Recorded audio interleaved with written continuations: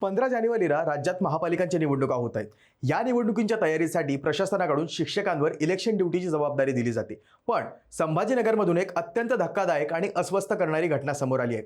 पैठण तालुक्यात 2 शिक्षकांचे मृत्यू झालेले असताना सुद्धा त्यांच्या नावावर निवडणुकीची ड्युटी लावण्यात आली आहे. शिक्षक संभाजी कर्डिले यांचे 3 महिन्यापूर्वी निधन झाले, तर शिक्षक राजेश बसवे यांचे 13 महिन्यापूर्वी निधन झालेले आहे.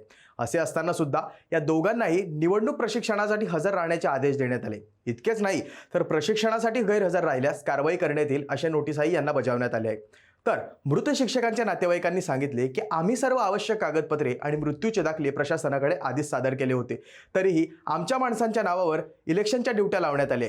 जे लोक हयातच नाहीत त्यांच्या नावावर कारवाईची नोटीस येणं ही बाब आमच्या भावना दुखावणारी आहे. कुटुंबियांचे म्हणणे आहे की याआधी मतदार यादीत मृत व्यक्तींचे नाव असल्याचेही प्रकार आपल्या समोर आले आहेत. आता मात्र मृत व्यक्तींना थेट निवडणुकीच्या कामावर लावण्यात आल्यामुळे निवडणूक आयोगाच्या कार्यपद्धतीवर गंभीर प्रश्न उपस्थित झाला आहे. ही घटना केवळ प्रशासकीय चूकच नाहीये, तर निष्काळजीपणाचे जिवंत उदाहरण आहे, अशी प्रतिक्रिया समाजामध्ये सध्या व्यक्त होत आहे.